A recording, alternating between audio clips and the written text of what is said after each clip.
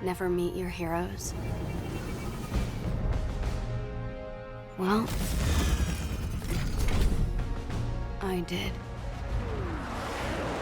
And it was awesome. Hey guys, it's Mary here and welcome back to my channel for a brand new video.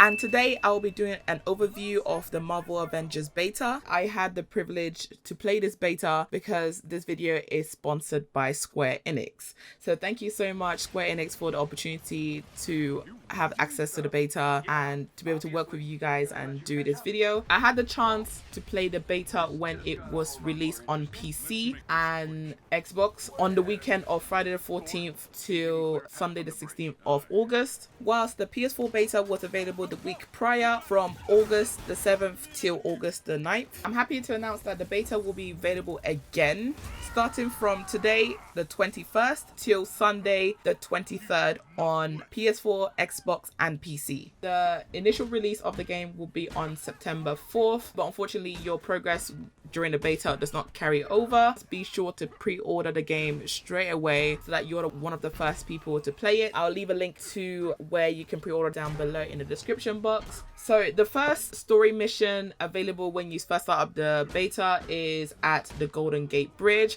when they are celebrating Avengers Day, and it kind of shows all of the characters all together. For example, Captain America, Black Widow, the Hulk, Iron Man, Thor, and then you kind of get a little glimpse of Kamala Khan. In the first part of the beta, I really enjoyed the transition between characters. You get to see how the different characters' abilities work and get to play them at their fullest form, and I just love how everything was just so in sync. You literally go from Thor straight to Iron Man, and then you go from Iron Man to the Hulk, and then you go from the Hulk to Captain America, and then you go to Black Widow. However, you only get to play with Iron Man, Hulk, Black Widow and Kamala Khan, also known as Miss Marvel, throughout the beta. After the starting mission on the Golden Gate Bridge, you get a little bit of a cutscene and a glimpse of a storyline to explain what happened afterwards. That kind of allows you to understand what is going to come up in the next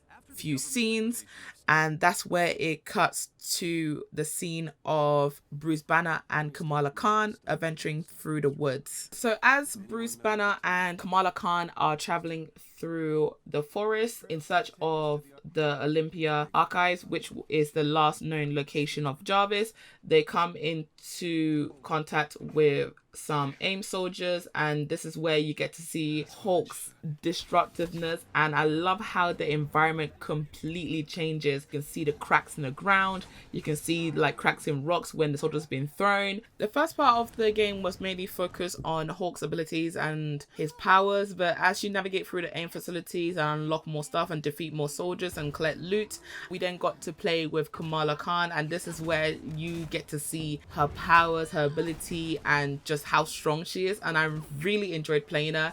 Her powers of using her flexibility on her fists and her body in general is amazing. She's really powerful. I completely enjoyed it, and I was looking forward to playing more of her throughout the beta. I did find loads of loot with her, so I was able to upgrade her power, and also I purchased a cosmetic for her. You can also collect collectibles throughout the scenes. You have to look very carefully for them because you can easily like miss it. As Kamala and Hulk navigate their way through the AIM facilities, taking on different waves of AIM soldiers, then meet Abomination, which then the whole entire resistance took a complete turn. He was very hard for me to defeat. I think I died trying to defeat him about like 5 to 6 times, but after a while of constantly dying, I then realized where his weakness was, and I used that to my advantage, and I did different kind of skills and navigations that Hulk had to defeat him. But it was so cool to see different characters in the game and different storylines and just different skills instead of just the AIM soldiers. And I've noticed that when you came up to certain part of the AIM facilities when you first start the game, was that there was areas which you weren't able to respawn, and I found that very exciting and also very interesting because it allows a different dynamic to the game, so you're not constantly respawning, which makes the game very repetitive and boring. So not being able to have have a chance to respawn in that particular area allowed you to kind of like work harder and think smarter of different tactics to try and defeat in these waves of soldiers and trying to get out of this situation. As you complete through the first story mode mission, you are then introduced to the quarters in which Kamala Khan and Bruce Banner will be staying, and then there's a little dialogue which kind of like has a little bit more detail in their kind of relationship. You also get a chance to explore the facilities. There's also loot that you can find. During this time, you are in control of Kamala, and she gets very excited about everything when she's finding stuff, and she knows so much about the Avengers, and it kind of shows where her passion and her heart lies, and it's really nice to see. You're then introduced into the war table, and this is where things get exciting because then you get access to the missions and they tell you what to do. The next mission that we were able to do, which you can either do it as a single player or you can do it as co-op online. Unfortunately, you weren't able to invite your friends, so you were paired up with random people that were playing at that time, and it was for you to take a Quinjet to a frozen Russian location called Missing Link.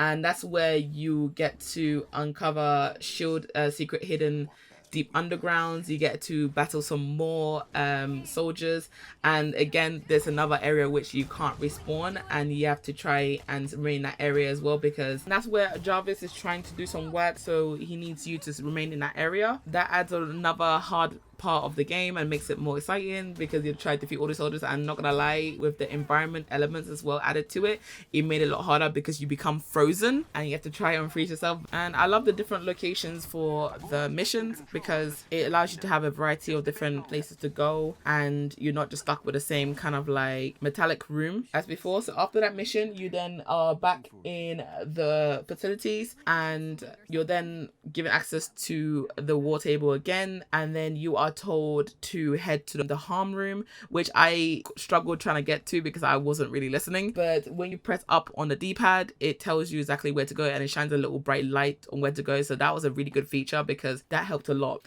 Once Kamala reaches the harm room, she is put into a simulation as Iron Man, and you're basically taught how to play as Iron Man and how to navigate his controls and his special moves and powers. And you're then made to take on different waves of soldiers by Jarvis, and you have to try and complete the different waves to be able to get past. And it was quite hard at first, and I did struggle a lot because it's only one health source in the middle, but over time you kind of get used to it and you get to try over and over again, so you can respawn in the harm room. And when you complete it, obviously Kamala is really excited about that and she asks to do it again, and then you're made to return back to the war table, and that's where you unlock different kinds of missions to complete. And this can be done as single player, or it can be done as co-op with friends or random people online. So that is basically my overview of the Marvel Avengers beta, and I played it for 4 to 5 hours and it was a lot of fun. I am a big advocate for graphics and the design and just animation, textures. I'm a massive fan of that, so seeing that in the game and how the transition is so smooth, everything is clean. However, I did have some struggles in the game, and that's just personally because of me. I struggled with playing Iron Man at the Golden Gate Bridge and also playing him in the harm room because of his flight, but that's because I'm not good at flying anything in games. This includes airplanes and everything like that, so I struggled with that a lot. But apart from that, everything in terms of shooting and using his power was pretty straightforward. It's very easy and I literally have no fault. I am so excited to get this game when it is released on September 4th. Playing through the whole entire thing twice, I was just in complete shock. And even playing the second time, I found things that I missed out. I found more loot, which I was able to update my character with. So that is basically it. Again, this video is sponsored by Square Enix. Thank you so much for the opportunity to play this beta and for sponsoring this video. I really appreciate the love and support. So again, if you want to pre-order to be one of the first to play it, be sure to click the link down below. It is definitely worth it. I highly recommend it. And also use that link to download the beta for this weekend on PS4, PC and Xbox. I hope you enjoyed the video. I've added a little bit of bloopers and fails at the end of the video, so I hope you guys watch that and have a little chuckle like I did, and I will see you all in my next video. Thanks for watching. Bye. Shut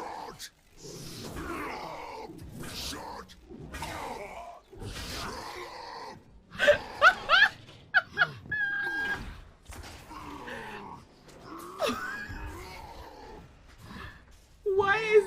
when my neighbors make noise. Lean on bop, lean on bop, lean bop, lean bop. Okay. Okay, my bad. Oh god, please jump, please, No, I was hurry. thinking today was going to be more fan clubs and funnel cakes. Okay, so they're kind of... Tony.